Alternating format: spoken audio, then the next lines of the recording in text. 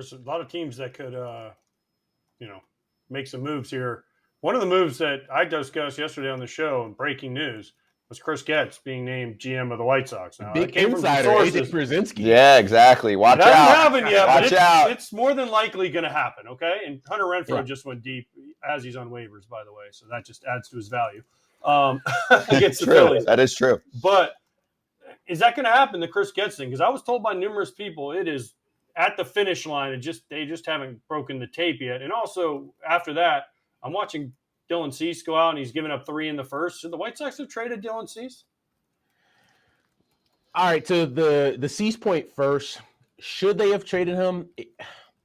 Maybe, right? Like, if you didn't get exactly what you wanted with the club control that he has left, you're in no rush to do that, right? Like, if they wanted to come back in the offseason and say, all right, let's find a landing spot for Dylan Cease where he would still have 2 years left of club control. We can still get a hell of a haul for him and kick this rebuild off right.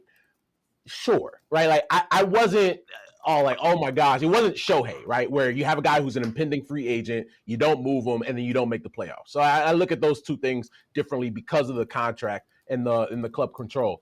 But I'm looking at the Getz thing, and if they're going to hire Chris Getz to be their new head of baseball operations, my question would be the process, right? Like, to not go take a couple of weeks after the season's over, interview candidates. There are a lot of candidates around the big leagues that come from winning organizations, teams who have been, in the World Series and the playoffs consistently that you could talk to. And then at the end of that, if you say Chris Getz is our guy, then fine, but you went through the process to all of a sudden, a week after you make all these changes in Chicago, to then say, no, we have our guy already. It's Getz. Do you have enough information to make that call right now?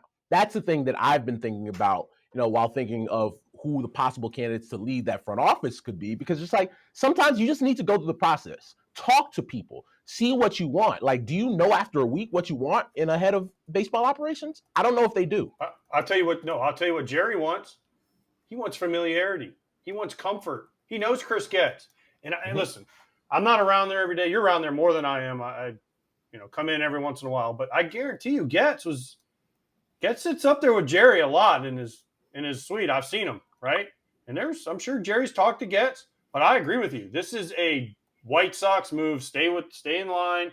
Don't get outside the lines. Because even in their hiring process for Tony, they didn't interviewed one person. It was Willie Harris on the phone for 5 minutes, right? They brought in Ozzie. They already knew Pedro Grifol, and there's conspiracy theories that Getz was behind the Pedro Grifol because they were buddies in Kansas City, right?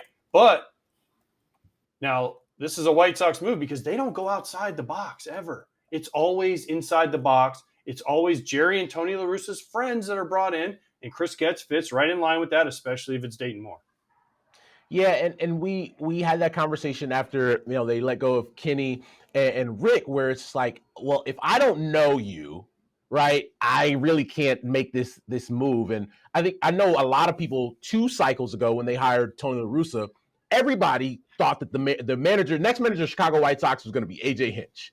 And then you get to the finish line, it's like, nope, Tony La Russa is the new manager of the Chicago White Sox. And everybody in that org is like, oh man, I can't believe this is happening. Where you go back and watch that press conference where Rick is introducing Tony. It looks like a hostage video. Like, nobody wanted to be there, and they knew that this wasn't the right decision, but that's kind of how they operate. And it's hard to be different. It's hard to be the organization that White Sox fans want them to be if you continue to go through or not go through the right process, the right channels to make sure you have the best candidate available. If you think Chris Getz is the best candidate, fine. But if you look back, since he became player development director for the Chicago White Sox, who have they developed that says, you know what, this is the guy to lead us in the next 5 to 10 years of White Sox baseball?